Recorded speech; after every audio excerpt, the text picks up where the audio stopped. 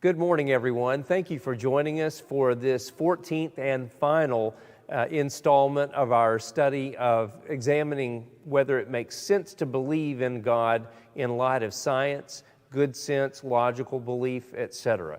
I really appreciate the interest that you've shown in this, and as we wrap it up today, it is with some trepidation, some reluctance that I do that. There's so much more that I would love for us to talk about, but I just feel like we need to bring it to an end. And for those of you who are interested, you will at least have been introduced to all of the things that we had to gloss over or just summarize and not give proper attention to.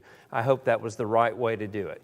It is September the 27th if you're seeing this at first airing. And by the way, just in case there may have been some confusion, Part 12 was listed as airing on September the 6th, but didn't actually stream until the 13th. So if you think that you missed one somewhere there, you probably didn't.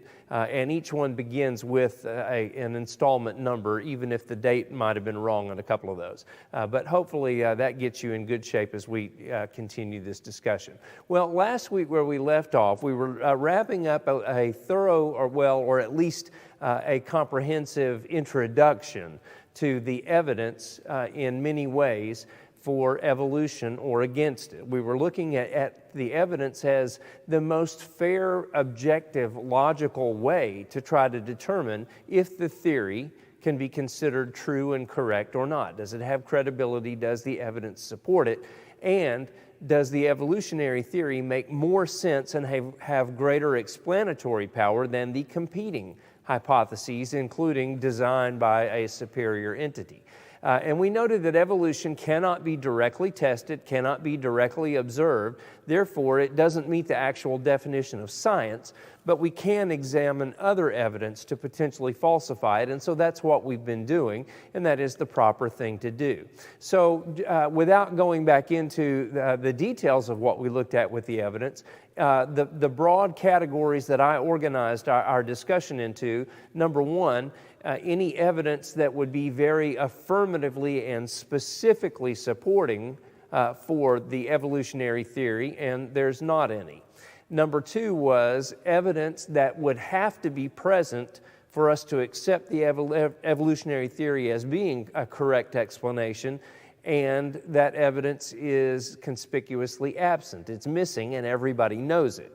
Number three was evidence that shows us, that argues against the Darwinian or neo-Darwinian evolutionary theory. We looked at that in some detail and found that there's plenty of evidence that shows that it did not and could not have happened according to that theory. Number four, we looked at some things that used to be claimed as evidence of evolution, and in fact often still are, because so many people just haven't even looked at anything about this in decades and are still just parroting information that has long ago been discredited, or discredited even within the last few years. I think that's a very interesting area of discussion, so if you missed that, I hope you'll go back and take a look at it. And number five, there was the absence of rational, convincing mechanisms for us to believe the evolutionary theory. They ought to be abundantly clear and very convincing, and yet they are absent and anything but convincing. So that's kind of a quick tour of the way we organized our thoughts on the evidence of evolution. Here's what it comes down to, and where we came to at the end of session 13 last week. The evidence, when you put all of that together and look at it thoroughly, the evidence shows that the proposed mechanism of natural selection from a never-ending sequence of beneficial mutations doesn't happen and didn't happen. The evolutionary theory further falls apart when we begin to look at the greater complexity of life, like we really got into last week. The mechanisms proposed for the evolutionary theory are so vague and so contrary to well-known biological fact as to just be fully nonsensical. And time after time with this theory, there's not even a specific rational proposal for a workable mechanism. That's what we saw. The ongoing claims of it could happen look even less rational and more desperate the further you go and the more you examine them. So our concluding analysis then is where we come to today and go on from there. Every area we look at over all of these weeks consistently supports one conclusion. Evolution does not fit the evidence in any of those categories. In fact, in every one of them, it contradicts it, comes up completely short. It just plain does not fit the evidence in any way. Gradualism, that is the neo-Darwinian hypothesis of sequential small gradual changes, it offers an extremely vague mechanism. In Darwin's day, it might have made some sense, but it certainly doesn't now that we know much more about genetics, etc., and biology in general. It offers an extremely vague mechanism without any of the details in between. Nobody's ever seen those. They don't even conjecture exactly what the intermediate forms are. But it's shown not to work, and we've seen that the evidence clearly shows it didn't happen. Dr. Gould and Eldridge's alternate evolutionary idea of punctuated equilibrium, go back and take a look at that if you didn't see it. We talked about that. Very interesting idea. Simply acknowledges the reality of what we do and don't see in the fossil record. And Gould and Eldridge still were firm believers in evolution. They just showed that Darwin's theory could not be the correct explanation, and they didn't have one. So they simply acknowledged the reality of what we do and don't see, but punctuated equilibrium, oh boy, how much further could I butcher that word? Punctuated equilibrium doesn't offer any proposed mechanism for how it supposedly happened.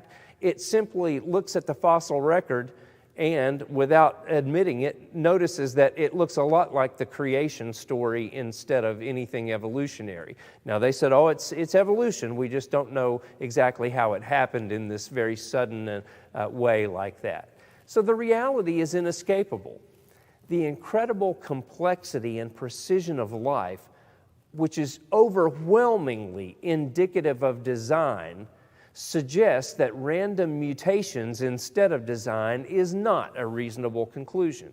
A study of biology and genetics shows that evolutionary theory is not plausible in the least if you're being honest and scientific about it. The mathematical side of things shows that it couldn't even begin to happen if you gave it the proposed age of the universe thousands of times over. You still couldn't get it to even begin to happen. You can conjecture as much as you like that it could happen, but that's not a reason to believe that it did. Quite the opposite. You can say it could happen, but just saying that doesn't confer any logic or evidence that would support the idea that it could happen, much less that it supposedly did happen. All of the proofs from every direction are solid and consistent, and that's why I thought it was worth so much of our time in these previous weeks to look at them. They speak clearly to any rational, honest, objective, scientific mind that it could not have happened by evolution. But even far more importantly, the evidence shows conclusively that it did not happen by evolution. You can say that it could, you can talk about that, and that doesn't even hold up well. But what really matters is the evidence says it didn't happen by evolution. Every area we look at consistently supports the conclusion evolution doesn't fit the evidence. Now, there are a number of people, and I have some very good friends and previous co-workers, etc., who kind of probably fall in this group, those who believe in something instead called theistic evolution. And the idea is this, that yes, the universe could not have come into existence spontaneously creating itself or etc., and no, the universe did not get arranged in this ultra-precise, extremely unlikely, you might say impossible way without the guidance of some kind of a superior entity. And no, abiogenesis is not real, and there had to be a superior entity who created at least the most primitive sort of life. But then after that, he really just let it go, and he let evolution take over and guide that very primitive life into all the life that we see today. So it's kind of a hybrid between creation and evolution, theistic evolution. Ironically, this is about the only area in which most evolutionists and creationists agree. And again, I use both of those terms with the greatest respect, just talking about people who tend to believe one or the other of those things. About the only area that these two camps agree on is the incompatibility of theistic evolution. Okay, it's the only thing they can both agree didn't happen. But never mind the vote. I don't really care how many people do or don't believe something. Does theistic evolution make sense?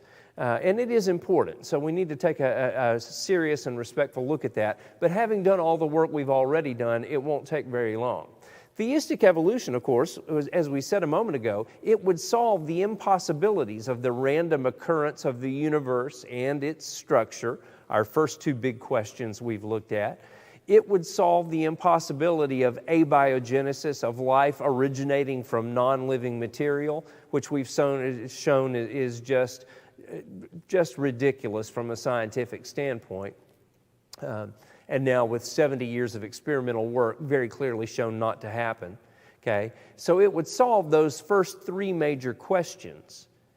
The problem is, it still leaves us with the fourth question, the precision and complexity of life that we see. And the evolutionary theory is so riddled with fatal flaws that we've looked at that it makes no sense no matter how the original primitive life began. Even if a deity did create original life so that evolution could then begin to take place, well, the evolutionary theory is just so completely riddled with fatal flaws, it doesn't make sense even if you could get some life for it to start with. Still doesn't begin to make sense. I'll just say this very quickly too, because it is theistic evolution. Okay, for anyone who believes in a superior entity and also believes that the Bible is an accurate record, and many don't, and that's not our purpose for this discussion, but if you do believe that the Bible is a valid source, well, theistic evolution contradicts the Bible, even if you read the Bible in the most broadly allegorical interpretation possible. That is, if you just consider that the Genesis account is not literal, but just extremely allegorical and figurative, even if you do that, it still doesn't fit. Okay, and I'm not going to spend a lot of time on that, but I'll throw these two in for those who have a serious interest in this part. Both the Old and New Testaments, given some references there on the slide, teach explicitly that man, Adam, was fully formed before human woman existed. Now think about that for a moment, and you read that in both. It's very clear about that. But evolution, even if evolution were possible, it would require, even if male and female could both evolve simultaneously, they obviously would have to evolve simultaneously. You couldn't have a fully formed human male, but no human female. Okay, so it's completely incompatible, even just on that count, and there are others as well. Now, as I say in small print there at the bottom of the slide, for my present discussion, it's not actually a review of biblical literature, but I did think that was necessary to mention, because this is a serious subject and we want to give it respectful attention. So, whereas most evolutionists and most creationists reject theistic evolution, for different reasons, most evolutionists reject it because they say, no, there is no God, there is no superior entity, so no, there is no theistic evolution. We believe everything else that happened without any intervention, whether it makes sense or not. Most creationists reject it because they feel like evolution contradicts the biblical account of creation. So both camps tend to reject it for different reasons. But with all respect, I have to reject it because it contradicts both science and the Bible. It doesn't make sense with either one. And for the moment, the scientific aspect, of course, is what we've been concentrating on. So with all respect, I simply cannot give any credence to theistic evolution. It doesn't make sense any more than any other flavor of evolution does. But we come to this.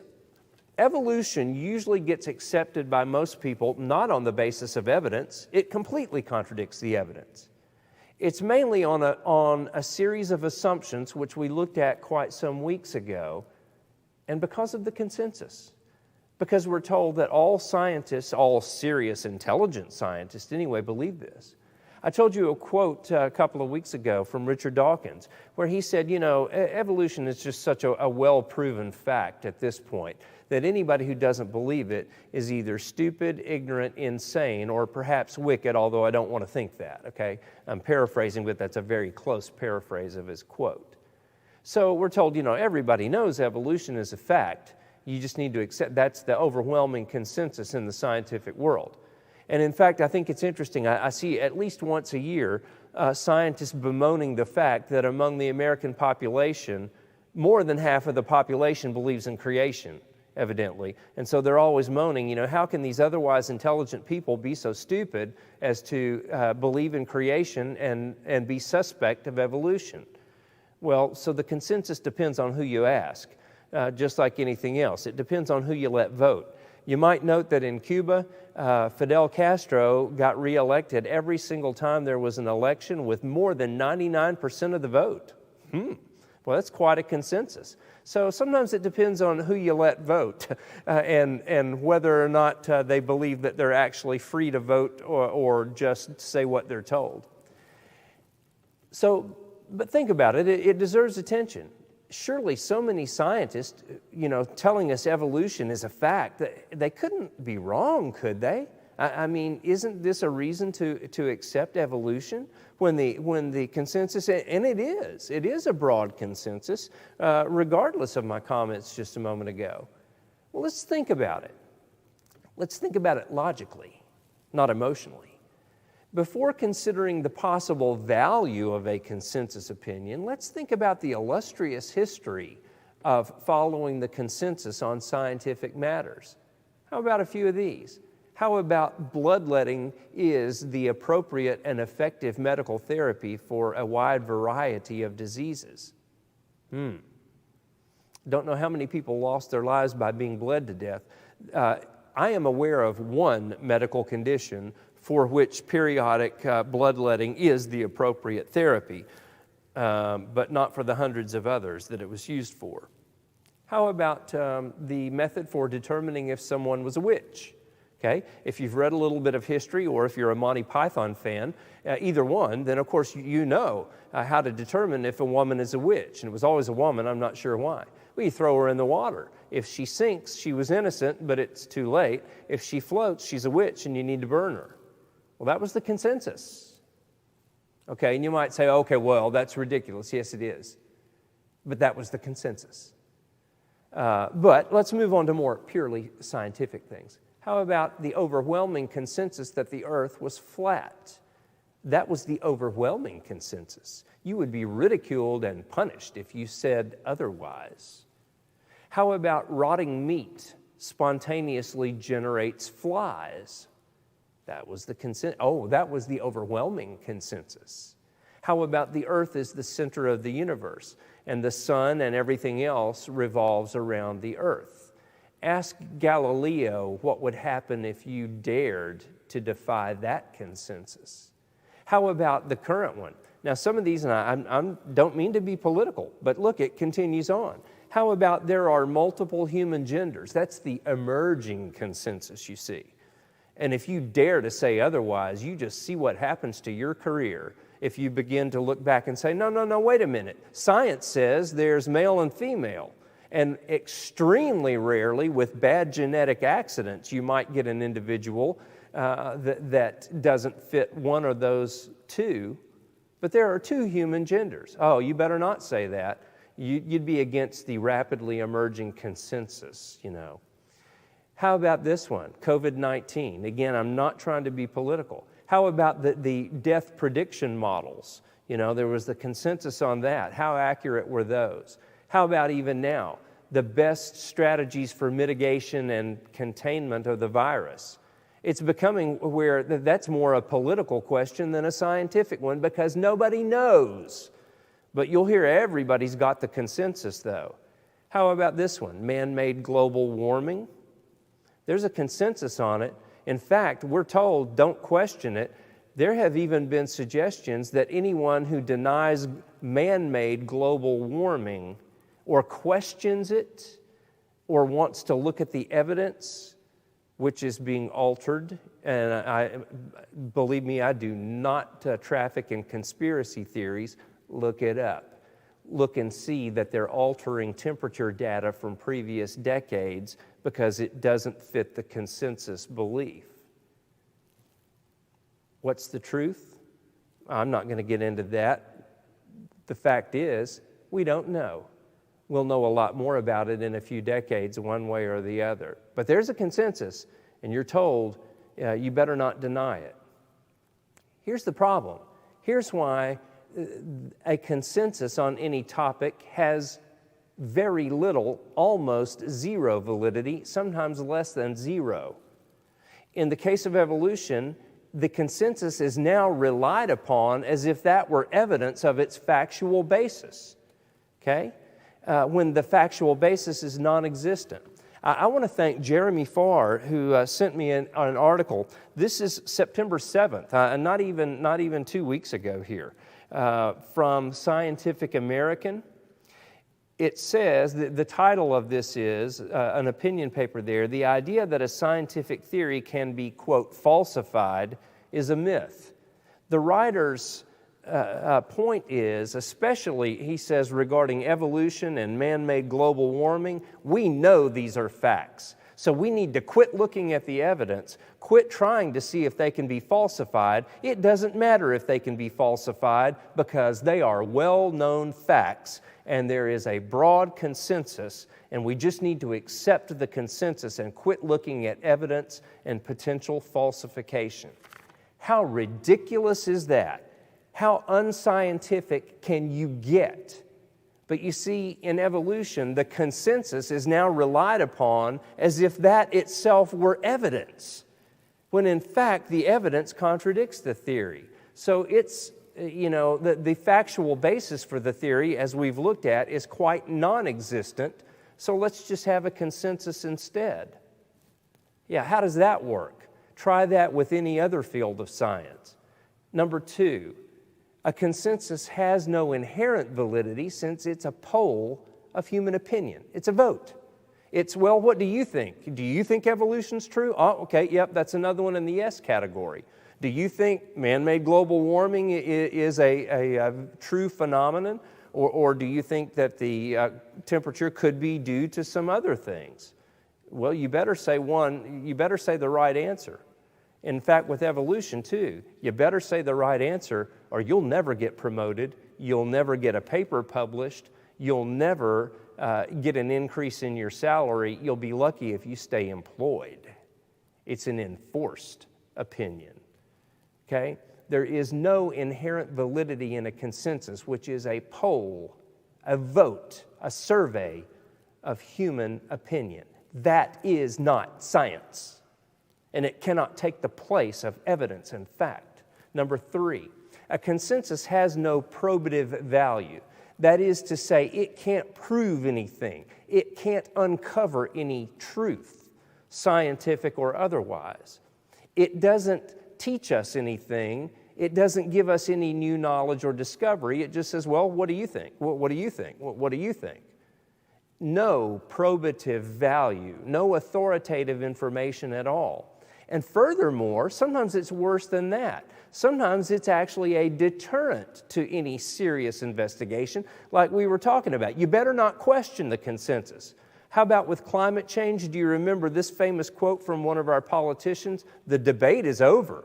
No, we never had the debate. We weren't allowed to have the debate because you weren't allowed to question the consensus. So the consensus not only didn't prove anything, it kept and still keeps us from doing any serious investigation where we might actually learn something. So the consensus not only is invalid, it's worse than that. Number four, It is susceptible to intentional and unintentional bias of many types. We kind of alluded to that a moment ago. There are a lot of people that, at least in public or on paper, they're going to tell you they believe one thing because they would like to be able to feed their family. And if they say the other thing, that might not happen. There are other people who want to be one of the cool kids. I don't want to look stupid, so I'm not going to question anything, etc. We could go on and on about that if we had time. Number 5, it is frequently enforced explicitly or by kind of implicit fear or intimidation, kind of like we talked about, but sometimes it's overt. If you look at the publication criteria for most scientific journals, you will see very clearly they will not even consider a paper which does not support evolution and completely naturalistic theories for anything you're looking at. Don't even bother questioning it. Don't even submit your paper if it doesn't fall in line with evolution. The consensus has no validity. How about the value of it? Look, in summary, here's what you come down to. If the consensus opinion agrees with the facts and logic and evidence, okay, great, it was right. But you didn't need it anyway. If you have facts, logic, and evidence, the consensus adds nothing to that. It's completely superfluous. Number 2, if it doesn't agree with the facts, the logic, and evidence, it's worse than worthless. Sorry for the typo on my slide. It's worse than worthless if it actually contradicts the facts, the logic, and the evidence, and sometimes you don't know that yet. So, let's go to number 3. When the facts aren't known, it doesn't have any probative value. As we said, it doesn't teach you anything just to take a survey, and often has very little predictive value. Now, it might be interesting to know what a bunch of scientists think about something, but if you don't know the facts yet, you have to wait later to see if they were right or not. It largely reflects bias of different types. Look back at those historical examples we look at. How valuable was the consensus in each of those cases? So what does it add? Nothing. Instead of looking at the consensus, much less forcing people to accept it, why not quit listening to the experts and examine the evidence for yourself? It's an odd thing. It's a very, very odd thing. The treatment of naturalistic origin theories, things like the universe spontaneously created itself, there are multiple universes so that maybe one of them would have a ghost of a chance of happening the way this universe is, that non-living chemicals combine themselves into RNA and DNA and living, we've looked at that, etc. The treatment of these completely naturalistic, that is, no superior entity involved, hypotheses, it's like nothing else in the entire scientific realm. With everything else, we demand good evidence, logical explanations. We demand clear-cut evidence, you could almost say proof, if there could be such a thing, that your hypothesis actually is correct. But not with this. With this, all the usual rules are just thrown out the window. They're changed or discarded. It's like, oh, you don't have a mechanism for that? Oh, no problem, it's a fact anyway. Oh, you mean it's actually contrary to the evidence? No problem, we need to quit looking at the evidence. We know it's a fact. All the usual rules are changed or discarded, the usual requirements are waived, and instead of looking at evidence and making a rational conclusion, we conform to a consensus that's based on a series of invalid assumptions and further contradictory to conclusive, overwhelming evidence. How much less scientific and rational could you get than the way these theories get looked at? You remember several weeks ago when we started looking at evolution, I told you that it gets treated, the evolutionary theory gets treated like nothing else in the scientific realm. I told you 6 examples of that, and I said there's a 7th one that we'll look at later. Here it is. The threshold or the bar for acceptance of the evolutionary hypothesis has been completely reversed from the way we do anything else in science. With anything else, if I told you I have an effective new cold medicine, I will have to prove that or demonstrate it to the nth degree. I mean, I will have to show you just to an extremely high probability that my hypothesis is correct, that my treatment works, or it will not be published, it sure won't be FDA approved, etc. A very high threshold for evidence. But with evolution, completely reversed. Instead of demanding an extremely high degree of probability of its correctness, it's accepted when it absolutely cannot be true and it contradicts all the evidence. It's accepted against the overwhelming probability that it can't be true, the extensive evidence that says it isn't true, but okay, sounds good, let's accept it anyway. In fact, let's just call it a fact. Let's just say it's a fact because the consensus is overwhelming. We don't need any falsification. We need to quit looking at the evidence because we know it's a fact. You know what? We looked at it before. Even the SETI program is based on the premise that ordered information, complex structures, etc., indicates an intelligent source and deliberate action. Why would we throw that principle right out the window when considering our own origin and say, oh, yep, well, it's pretty complex, must be random? But here's the final objection. Even after you show 6 ways to Sunday that evolution stands against all evidence and logic, okay?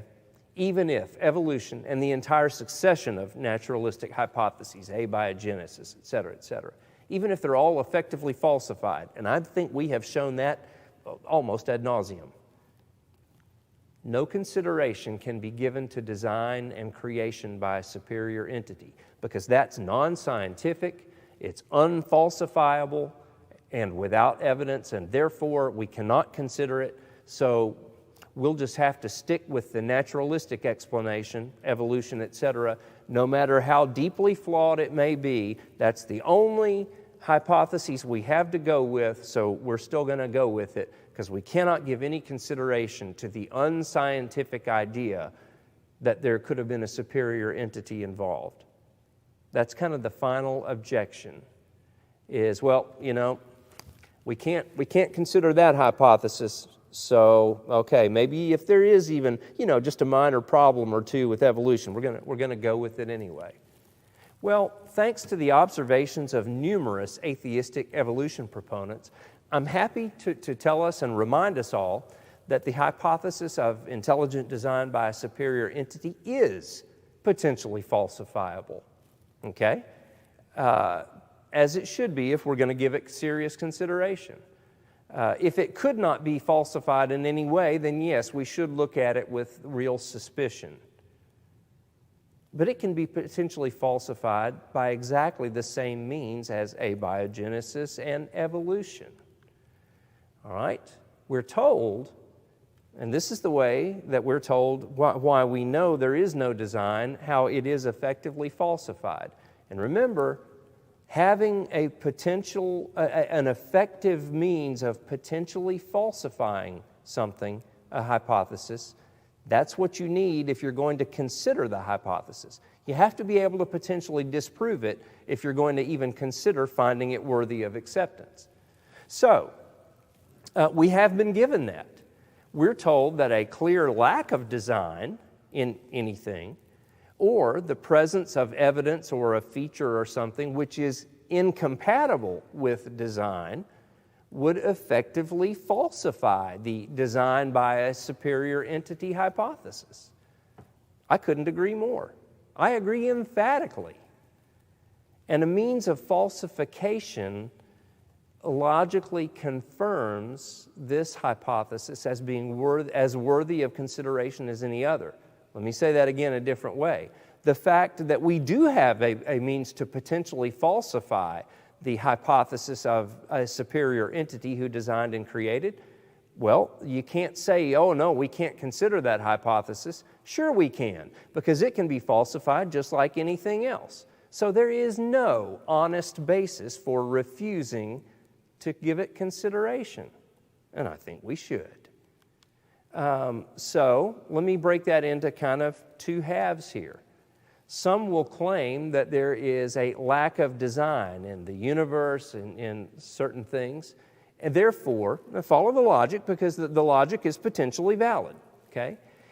If there is clear evidence of a lack of design in these things, well, then that kind of falsifies the idea that there was a designer who created them, okay? That makes sense.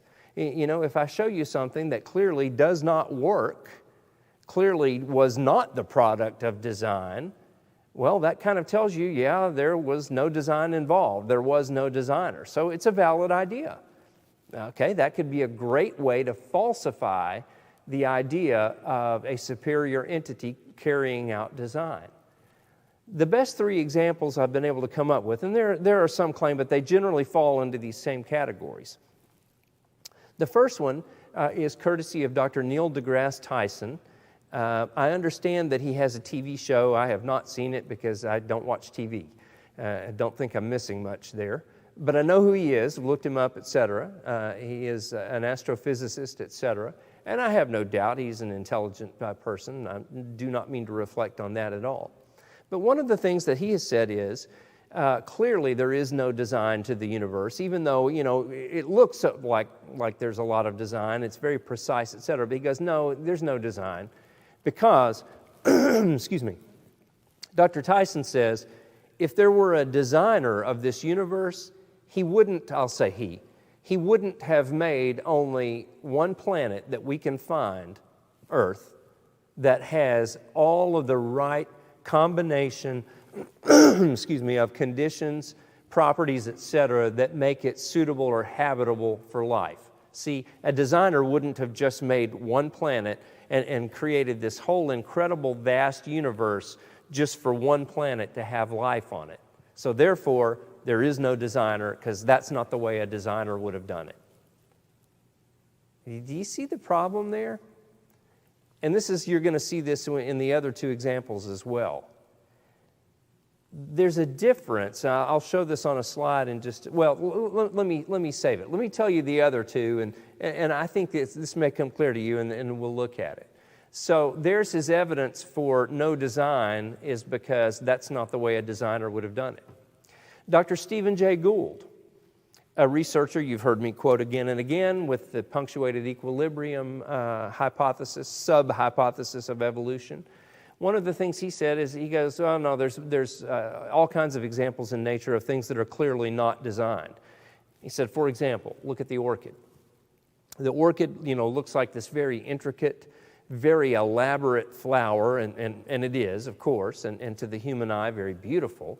He says, but it's not designed. He said, when you start looking at the biology of the orchid, it just reuses a lot of the same, anatomic features and physiology that other flower species use.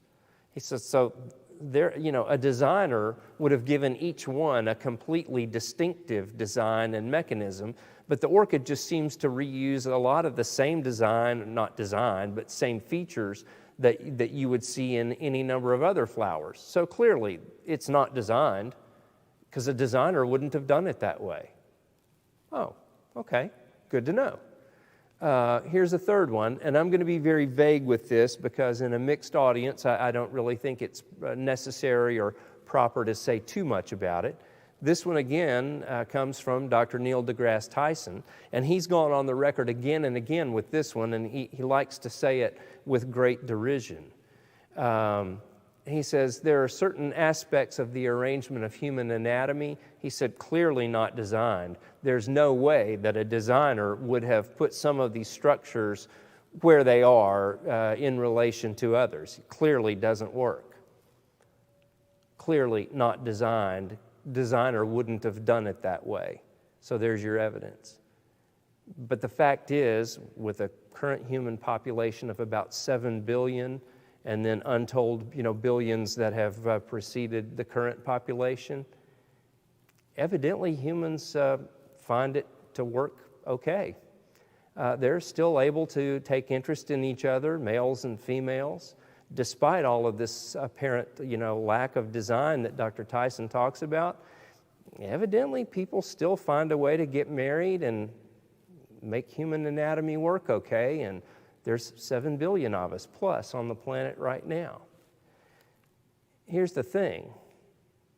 You have to ask yourself, does the statement, "that's not the way I would have done it," does that truly equal, that's a poor design, and therefore it's not designed, it's not the product of design?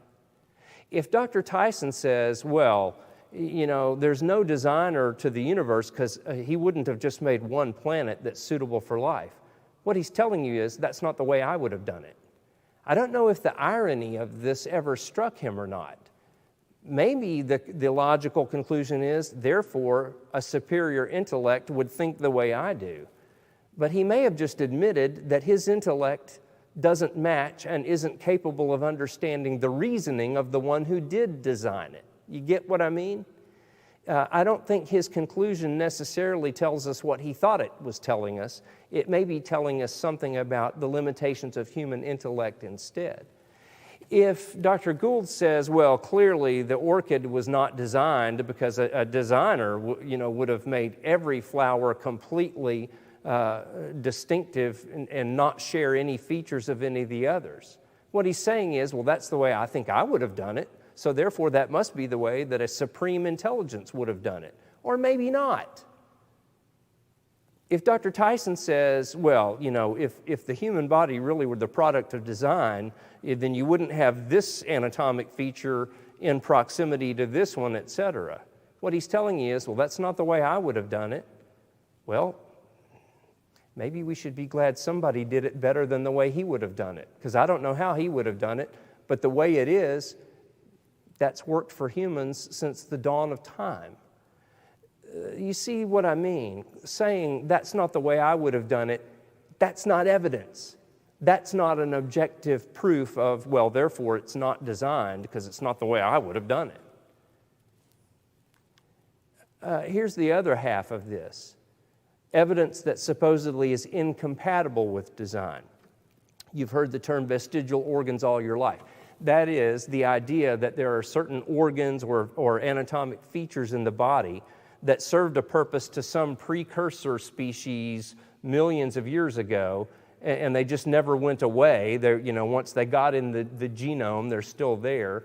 We don't need them anymore. They serve no purpose. And a designer wouldn't have useless organs in our bodies. Therefore, the presence of vestigial organs just proves that we're the product of random mutations and not design. You get the logic. Okay, and there's a certain logic to that. Well, here's the classic one you've always heard about, that the appendix is a vestigial organ. Yeah, sure, until we figured out what it does. And in fact, there was even some more research on it just within the last few years. We now know 2 vital functions that the appendix carries out. You can live without it, but not quite as well. You won't be quite as healthy in your immune system or getting over a GI bug, etc. And there may be more functions than that. We've discovered 2 important functions so far. So, the appendix just very quietly got crossed off the list. It's like, okay, we don't talk about that one anymore. It's not quite so vestigial as we thought. There are more than 200 different organs in the human body that have been claimed as vestigial and therefore evidence against design, except one by one, once we finally figured out what they do, well, they're not so vestigial at all. There goes your supposed evidence. I could go through a list. It's pretty interesting, actually. And there's a whole lot of them that even in my own field of training, immediately thought, why in the world would anybody have thought that was vestigial? I can tell you like that, what that does, etc. There are 2 that are still claimed these days. One is the route of a particular nerve on the left side of the body, that it wouldn't be that way, if it were designed. That's obviously a leftover from a fish species, etc. Except as a surgeon who's operated on the head and neck quite a bit, the first time I thought, what? I know exactly why on the right side it goes this route and on the left side it takes a different route. It's because that's the nerve that controls your vocal cords and lets you breathe, among other things. And the way it is, if you get a serious neck injury, you're more likely to survive it because of those routes that nerve takes a different route on the left side and the right side. So you're more likely to be able to survive an injury that doesn't completely decapitate you and still be able to breathe. That's not vestigial. Another one is junk DNA, so-called, that about 90% of the DNA in the human, they don't know what it does. So therefore, if we don't know what it does, well, it's just junk. It's evolutionary leftover. But consider this. The human has far higher cognitive abilities, memory, etc., decision-making than any other animal, and has a far greater proportion of cerebral cortex, gray matter in the brain than any other. What do you think runs it? Look, I'm just conjecturing here, but I wouldn't be so quick to label that DNA as junk. In fact, we already know some structural things it does in a cell. Where do you think your CPU is located? It has to be run by DNA. Where do you think your system RAM and ROM? Where do you think that the built-in instructions that tell your body how to swallow, which is an incredibly complex series of actions, that's written in your DNA?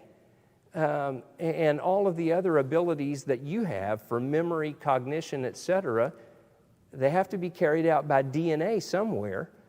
So the fact that you haven't figured out what DNA does, certain portions of it, doesn't make it junk. It probably makes it your highly advanced DNA computer that other animals have much less of. Well, I think you get the idea. The evidence against design falls apart when you start looking at it. But the fact that it could potentially have falsified the design hypothesis, well, that's very important. That means that the superior entity design hypothesis is absolutely worthy of serious consideration, just like any other theory. You see, none of these things are science, whether it's neo-Darwinism, gradualism, or the punctuated equilibrium hypothesis, or creation by a superior entity. None of those things can be directly tested by an experiment. Therefore, none of them technically are science. They all go beyond the bounds of science, but here's the problem. The punctuated equilibrium and the neo-Darwinism are contrary to science. They don't just go beyond science, they contradict it. So none of these are testable. None of them are directly observable because we can't dial the time machine back and be there when life came about. But we can test them the way we would anything else. Are they compatible with the known evidence that we can look at? Punctuated equilibrium on the far right of the slide, there is no proposed mechanism we can consider. So that's the end of that. If you can at least propose a mechanism for how it came to look just like creation, but isn't creation, well, then give me a mechanism, I'll give it serious, respectful consideration. The neo-Darwinistic theory, we've looked at that. Multiple fatal flaws, completely contradictory to the evidence. But the design hypothesis, completely compatible with the evidence, completely supported by the evidence, and the things that potentially could have falsified it actually don't falsify it at all. They fall apart and leave the theory shining as the only rational conclusion of these competing hypotheses. I'll tell you, Richard Dawkins, I think you probably know him, one of the most aggressive atheists currently alive. You've heard me quote him a few times on certain things. He once said that biology is the study of living organisms which appear to be designed even though they're not. But they appear. Oh, they sure look like they're designed unless you refuse to consider that. Francis Crick, you remember one of the co-discoverers of the DNA structure in the early 50s, made a famous statement. He said, in the universe and in life on earth, he said, the appearance of design is so overwhelming that we must constantly remind ourselves that we are looking at things that happened by chance. He was an atheist, as you can see. He was determined to be an atheist. But look what he says.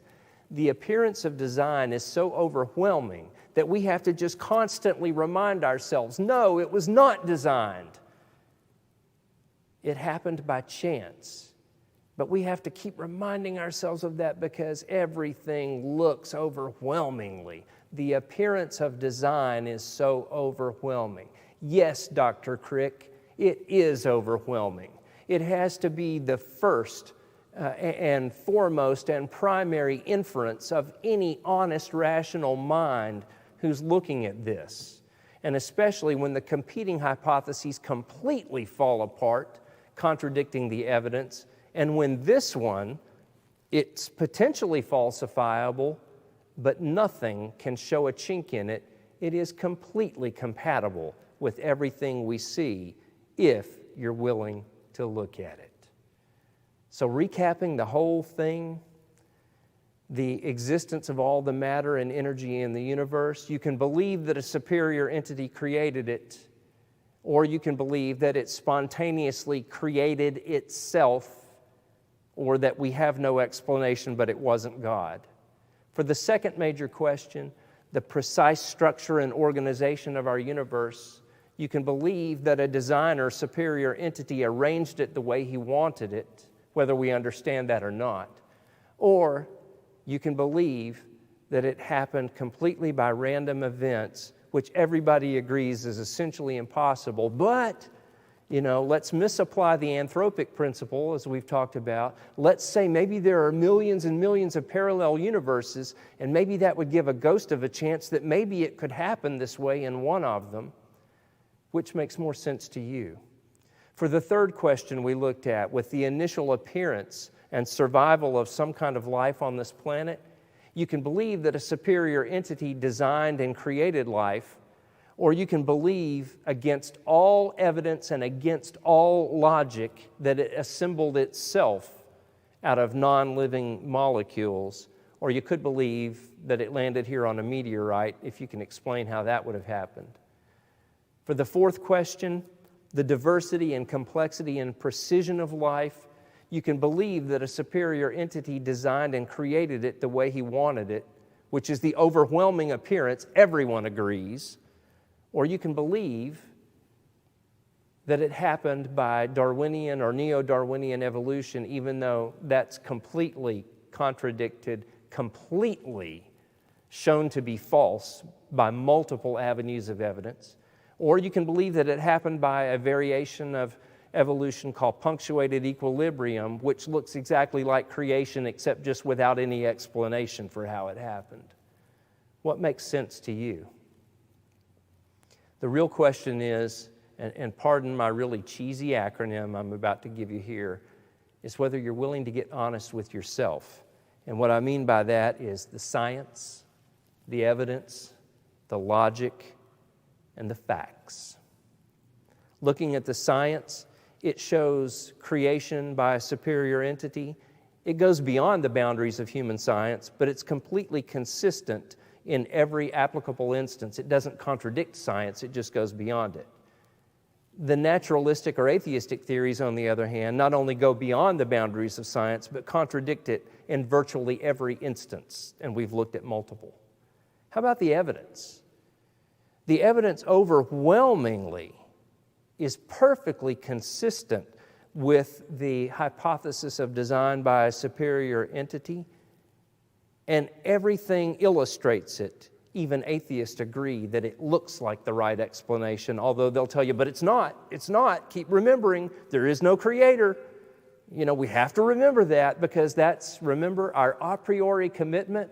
We're going to believe that no matter what. We will not question it. There is no creator, but it sure looks like there's one. Because you see, on the naturalistic, atheistic side, the evidence is conspicuously absent in many cases when it was necessary. It's fatally contradictory in virtually every respect. I mean, the theory is not just dead, it's beaten, shot, burned, hung, drowned, etc. The theory is just dead where the evidence is concerned. How about logic?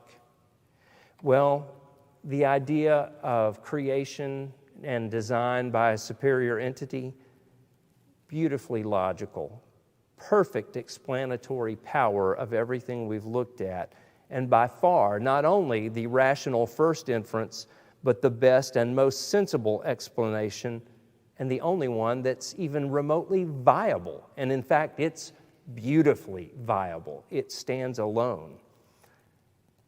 How about the logic, though, on the atheistic side? For the first question, there is no theory unless you want to believe it created itself, and I'm quoting Hawking. Number 2 question, the organization of the universe, overwhelmingly unlikely. The third question, the appearance of life, no theory, nobody can agree on one, but they all contradict known science after 70 years of experimentation. And on the fourth question, the evolutionary theory, fatally flawed in every respect. The fact is, there is one beautifully consistent, beautifully logical explanation that perfectly explains everything. And if you want to reject it, it has to be because you're desperate to reject it, not because you're looking at facts, evidence, and making a rational conclusion. Will you get honest with the science, the evidence, the logic, and the fact? Or will you believe something that contradicts all of the above because that was the consensus and because you're not really looking for the truth? I hope that you are. I hope that you will look rationally and objectively at these things and come to the only conclusion that can satisfy all of them. We were designed by a superior entity. The next question, of course, would be, has that entity communicated with his creation in any valid way? It's a question I hope that you will take up. Thank you so much for spending these weeks and these hours with us. I can't think of anything more important. And no matter where you are on this question, I appreciate your willingness to honestly look at what's in front of you. Thank you, and I hope you have a great week ahead.